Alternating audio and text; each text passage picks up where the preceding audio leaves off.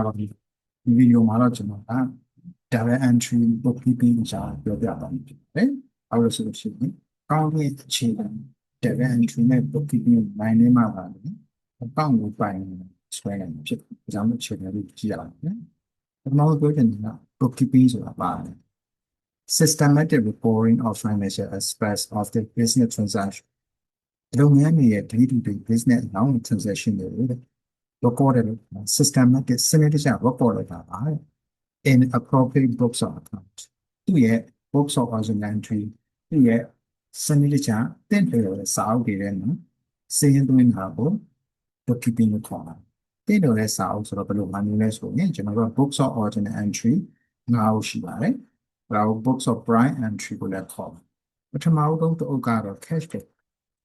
cash book ဆိုတာကကျွန်တော်တို့ business တွေမှာလက်ငင်းရောင်းလိုက်တာလက်ငင်းဝယ်လိုက်တာကိုစဉ်းသွင်း cash book ကလက်ငင်းရောင်းလက်ငင်းဝယ်တွေစဉ်းသွင်းပါနောက်တစ်ခုကပါလဲဆို petty cash book ဆိုတာကကျွန်တော်တို့ရဲ့ day to day small miscellaneous နော် day to day small miscellaneous ဆိုတာကအသေးသုံးလေးတွေကိုရုံးတွေ day to day နေ့စဉ်သေးသုံးလေးတွေကိုမှတ်ပါတယ်ဘယ်လိုမှတ်လဲသေးသုံးလေးတွေကိုဘယ်တော့မှမှတ်တာလဲ petty cash book ကမှတ်နောက်တစ်ခုက CD book နော် CD book ဆိုတာကတော့ကျွန်တော်တို့ community ရဲ့ credit sales အကျွေးရောင်းတာတွေမှာ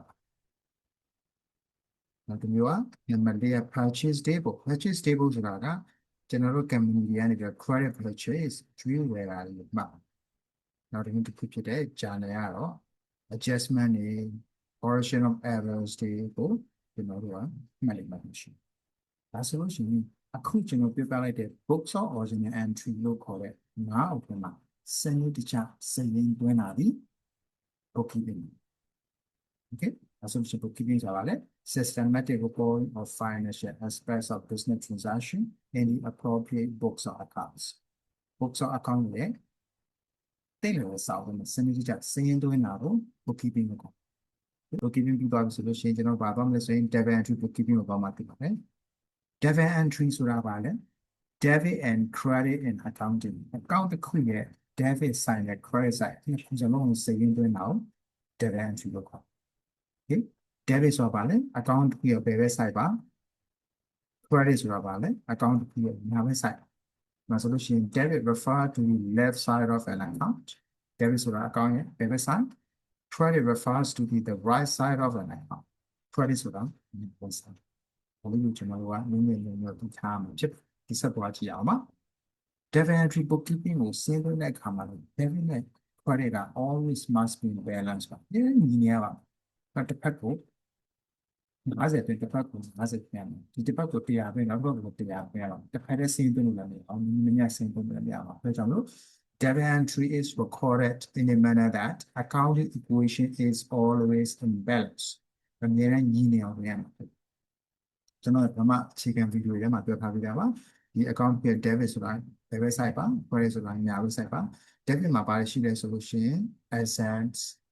ဒီဘက်ပိုင်းစံမှုတို့ရကြရှိတာတွေ purchase ပြန်ရောင်းဖို့ဝယ်ထားတဲ့ကုန်ပစ္စည်းတွေ purchase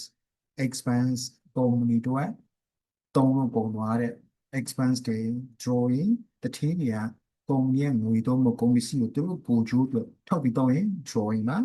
sale return ကျွန်တော်တို့ကုမ္ပဏီရဲ့အဓိကရောင်းမှုပစ္စည်းတွေရောင်းပါတယ်ရောင်းတဲ့အခါမှာတချို့ပစ္စည်းလို့ပြန်ပို့ခံရတာကို sale return အဲ့တော့ debit side မှာပါတယ်ရှိလဲဆိုရင် asset purchase expense drawing sale return ဒါ debit nature okay credit side ကိုကြည့်အောင် liabilities အဲ့ဒီကုမ္ပဏီမှာကုမ္ပဏီတစ်ခုမှာ liability ဆိုတဲ့အကျွေးသုံးမှုပေးစရာရှိပါတယ်အကျွေးသုံးမှုပေးစရာရှိတာတွေက credit nature sales ကျွန်တော်ကုန်ရဲ့အဓိကရောင်းဝယ်ပစ္စည်းတွေရောင်းနေတာကို sales လို့ခေါ်ပါတယ်ဒါလည်း credit nature income ကျွန်တော်တို့ကုန်ရဲ့ဝင်ငွေရ income မှာ main income ဖြစ်ဖြစ် other income ဖြစ်ဖြစ် income ဒီ credit nature capital ကုန်ငန်းတွေစချင်းငွေရင်းနှီးဖြစ်ထဲတာတချို့ share တွေထဲတာကို capital လို့ခေါ်ပါတယ် credit nature purchase return ဆိုတာကကျွန်တော်ကုန်ရဲ့အဓိကရောင်းဝယ်ပစ္စည်းပြန်ရောင်းဖို့ဝယ်ပစ္စည်းတွေဝယ်တဲ့အခါမှာတချို့ပစ္စည်းတွေမကောင်းလို့ပြန်ပို့တာကိုpurchase return အဲ့ဒါလည်းဗာ nature လဲ credit nature အဲ့ credit side မှာဗာရှိလဲဆိုရင် liability sales income capital purchase ပါ solution debit နေချရပါလေ credit နေချရပါလေဆိုတော့ကျွန်တော်ကဒီချက်ချမှတ်ထားလေ့ကျင့်ထားမှာဖြစ်ပါတယ်လွှဲရနေပြပေါင်းပါနော်အခြေခံနောက်တစ်ခုကကျွန်တော်ဒီမှာရေးပေးထားပါတယ် bank တို့ cash တို့မှာငွေဝင်ရင် debit ဘာပဲလို့ကိုယ်ပိုင်နဲ့ကိုယ်ပုံပိုင်နဲ့ငွေဝင်လာဆိုလို့ရှိရင် debit bank debit cash လို့ကျွန်တော်ကစီးရင်သွင်းရမှာဖြစ်ပါတယ်အဲဒီ bank တို့ cash account တို့မှာဝေထွက်သွားရင်တော့ credit ကိုကြည့်အောင် debit entry နော် bank တို့ cash တို့မှာငွေဝင်ရင် debit ပါအဲ debit side မှာငွေဝင်နေဆိုလို့ရှိရင် credit side မှာငွေဝင်စေတဲ့အကြောင်းအရာတွေရှိတယ် debit side မှာငွေဝင်နေ bank တို့ cash မှာငွေဝင်နေဆိုရင် credit side မှာငွေဝင်စေတဲ့အကြောင်းအရာတွေရှိတယ်နောက်တစ်ခု bank တို့ cash တို့မှာငွေထွက်ရင် bank တို့ cash တို့ကငွေထွက်သွားရင် credit ပါဒါဆိုလို့ရှိရင် debit side မှာငွေထွက်သွားစေတဲ့အကြောင်းအရာတွေရှိဒါကိုကျွန်တော်တို့က debit entry လို့ပြောကြတယ် debit entry ကိုခေါ်ပြီးနည်းနည်းလေးကြည့်ကြည့်အောင်ပထမဆုံးကျွန်တော် assets အကြောင်းပြောမှာဖြစ်ပါတယ် assets ဆိုတာကပုံမီတစ်ခုရဲ့ပိုင်ဆိုင်မှုသုံးပုံရရရှိတာပါဒီကျွန်တော်ဒီပါပုံမီရဲ့ပိုင်ဆိုင်မှုသုံးပုံရရရှိပိုင်ဆိုင်မှုဆိုတာတစ်နှစ်တည်းပိုင်ဆိုင်မှုတွေတစ်နှစ်တည်းပုံပြီးပိုင်ဆိုင်မှုတွေရှိပါတယ်ဥပမာ non current assets တွေဆိုရင်တစ်နှစ်တည်းပုံပိုင်လို့ရှိတယ်ဒါဆိုကျွန်တော်ကွန်ပျူတာပုံမှန်ကွန်ပျူတာဝယ်လိုက်တယ်ဆိုတော့အဲ့ကွန်ပျူတာဒီ non current assets ဟုတ်ပြီအဲ့တော့ကွန်ပျူတာဝယ်လိုက်တယ်ဆိုလို့ရှိရင် non current asset ဖြစ်တဲ့ကြောင့်လည်း debit computer ကျွန်တော်ရေးပါဟုတ်တယ်နော် asset ဒီ debit နေချာမှာ debit computer ဒေါ်လာ1000နဲ့ဝယ်လိုက်တယ်ဆိုတာလို့အဲ့တော့ debit computer ဝယ်တယ်1000ကျွန်တော်ရေးလိုက်ဒါဆိုလို့ရှိရင်ဒီကွန်ပျူတာဝယ်တဲ့အတွက်ကြောင့်လို့ကျွန်တော်တို့ဘဏ်တို့ cash account ကနေငွေထွက်သွားတယ်မဟုတ်ဘူးလားဘဏ်တို့ cash တို့ကငွေထွက်ရင် credit အဲ့တော့ credit bank 1000ဒါဆိုကျွန်တော်တို့က debit entry စုံရပါတယ် debit computer 1000 credit bank 1000ဘာဖြစ်လဲဘဏ်နဲ့ငွေပေးလိုက်လို့တကယ်လို့ cash account နဲ့ငွေပေးလိုက်ရင်တော့ debit computer 1000 credit cash 1000ကိုရေးရမှာဖြစ်တယ်ဒါဆိုလို့ရှိရင်ကျွန်တော်ခုနပြောသလို credit side မှာငွေထွက်သွားတယ် bank cash ငွေထွက်ရင် debit side မှာငွေထွက်သွားစေတဲ့အကြောင်းအရာရှိပါတယ်ဘာဖြစ်လို့လဲ computer ဝယ်လိုက်လို့ဒါဆိုရင် data entry တစ်စုံရတယ်အဲ့လိုကြည့်ရအောင်အဲ့ဒီ computer ကိုကျွန်တော်တို့ကပြန်အောင်လိုက်တယ်ဆိုရင်ပြန်ရောင်းတယ်ဆိုလို့ရှိရင် sales မဟုတ်ပါဘူး။ဘာလို့လဲကျွန်တော်တို့အဓိကရောင်းလို့ပစ္စည်းမဟုတ်ပါဘူး။ computer လို့ခေါ်တဲ့ non current assets တွေ when debit ပြန်ရောင်းရင် credit ဆိုတော့ကျွန်တော် credit side ကိုပို့လိုက်ပါတယ် credit computer debit ကအဲ့ computer ရောင်းတဲ့အတွက်ကြောင့်ဘဏ်နဲ့ဝင်ပါတယ်ကျွန်တော်ဘဏ်နဲ့ဝင်နေအဲ့တော့ဘယ်လိုရလဲ debit bank ရှိတာ credit computer ရှိဒီနေရာမှာလည်းကြည့်အောင်ပါ bank နဲ့ cash မှာဝင် debit ရှိရဝင်ပါတယ်ဒီရဲ့ opposite မှာစိုက်နေတယ်မှာဝင်စည်းတဲ့အကြောင်းရှိတာဒီကွန်ပျူတာကိုပြန်ပို့လိုက်ပြန်ရအောင်ဒီဒါဆိုရင်တော့ဖြစ်ချအောင်purchase ဆိုတော့ကျွန်တော်တို့နမူနာပြောပြမှာပါ purchase ဆိုတာကျွန်တော်တို့ company ရဲ့အဓိကရောင်းဝယ်ပစ္စည်းတွေဝယ်တာ purchase ပါအဲ့တော့ purchase က debit နဲ့ချဖြစ်တဲ့ debit purchase လို့ကျွန်တော်စီးပေးမှာ debit purchase လို့ပြောနေတယ် credit ကဝင်လိုက်တဲ့ကျွန်တော်တို့ပုံရဲ့ bank တို့ cash တို့ငွေထွက်သွားတဲ့ဆိုတော့ credit cash တရားလို့ကျွန်တော်စီးပေးမယ်အခုလည်း purchase ဆိုတော့လည်းဒီကြောင့်လို့ငွေထွက်တယ် bank တို့ cash တို့ငွေထွက်ရင် credit ပါအဲ့တော့သူ့ရဲ့ opposite ဖြစ်တဲ့ debit မှာငွေထွက်စေတဲ့အကြောင်းအရာရှိပါတယ်။ဒီလို purchase policy တွေလိုက်လို့ okay နောက်တစ်ခုကြည့်အောင်ပါ expense ဆိုတာဘာလဲဆိုလို့ရှိရင် company ကတုံးလို့ပုံသွားတဲ့ expense ပဲ expense debit နဲ့ချလို့ဒါကြောင့်မို့ကျွန်တော်တို့ကဒီမှာ stationery ဝယ်လိုက်ပါပုံမှန်က stationery ဝယ်တာဒီ expense မှာတုံးလို့ပုံသွားမှာစာရေးစာရေးဝယ်လိုက်တယ်အဲ့ဒါကျွန်တော်တို့က cash နဲ့ပေးလိုက်တဲ့ဆိုလို့ရှိရင် cash ကနေငွေထွက်တယ်cash to bank မှာငွေထွက်ရင် credit ရောင်းလို့ကျွန်တော် debit stationery 50 credit cash 50လို့ကျွန်တော်ရအောင်ဖြစ်ပါတယ်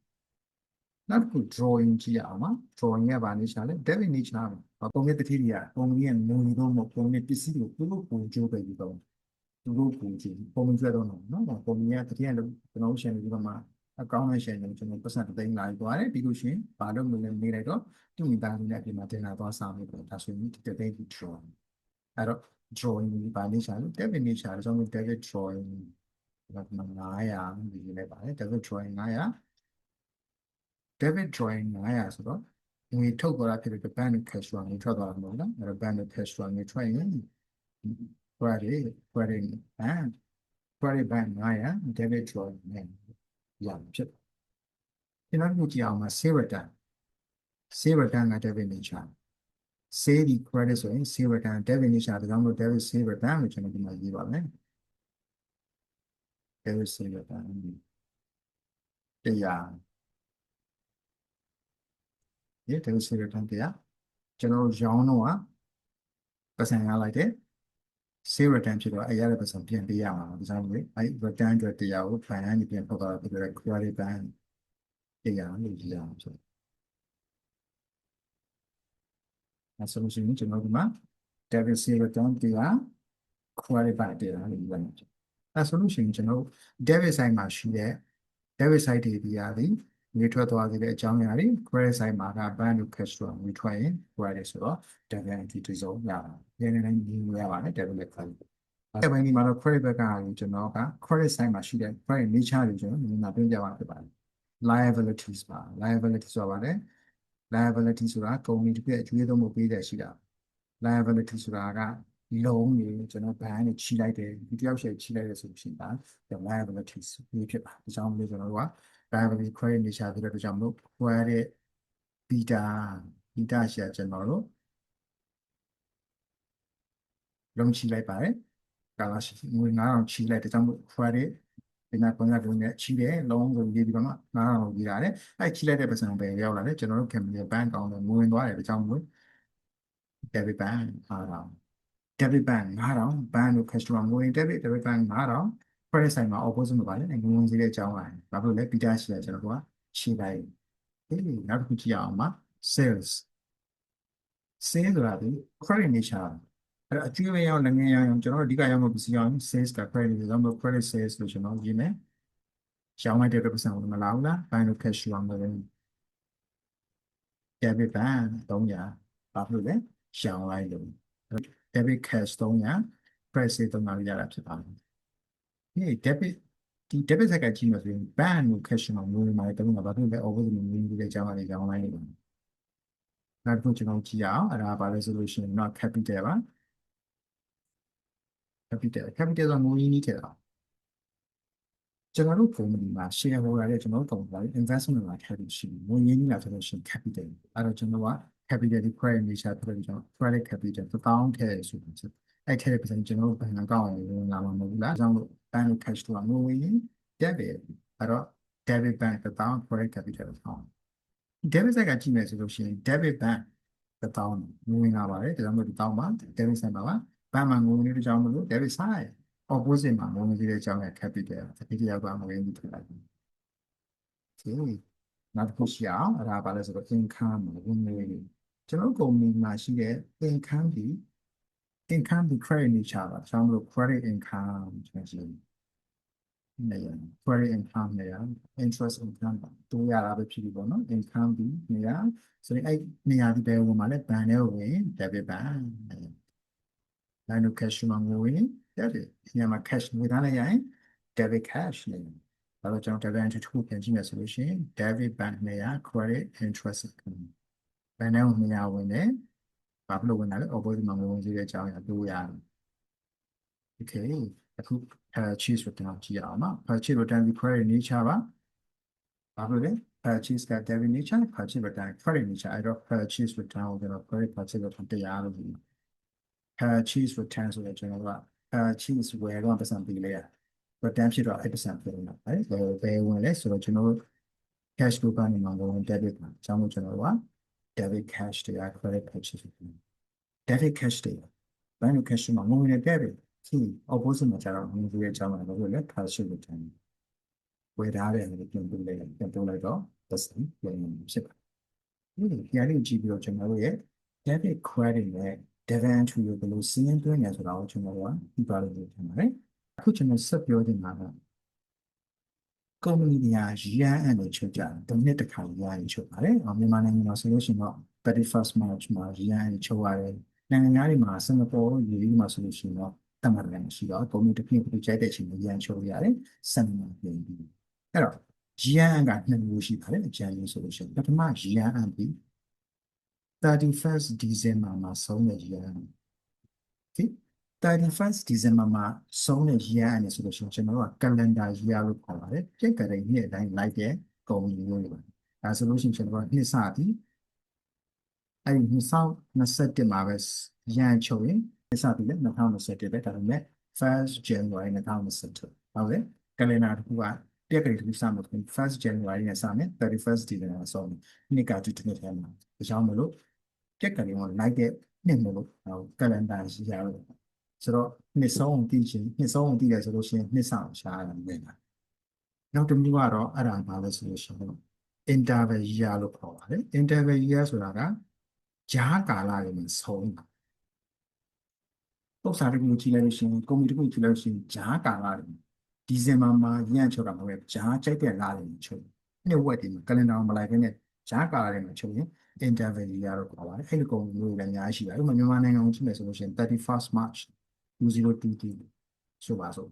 ဒါလို့ဒီလိုဟာမျိုးကြတော့နှစ်ဆောင်ရှာခက်အဲ့တော့ကျွန်တော်ဒီလိုနဲ့ရှာမယ်အဲ့လို interval year တွေကိုပြချုပ်မယ်ဆိုရင်နှစ်ဆုံးကိုတည်ရရန်ကိုတည်တယ်ဆိုလို့ရှိရင် year စာကိုဘယ်လိုမှတ်လဲဆိုရင်ရက်ကိုတည်ရတူပါရက်ကိုတည်ရတူလဲဆိုတော့ 31st March ဆိုလို့ရှိရင်တည်ရတူလဲတော့9လတည်ရဒီလကိုလည်းတက်လာတူပါလက March ဆိုလို့ရှိရင်တက်လာတူလဲတော့ April နှစ်ကိုကြာတော့တစ်နှစ်လျှော့အောင်ဒီကို2022ကိုတစ်နှစ်လျှော့လိုက်2021ကျွန်တော်ဒီလိုလေးကတုံးဝင်နေဆိုလို့ရှိရင် like and share မြန်မာလုပ်ပေးပါ see you in next video bye bye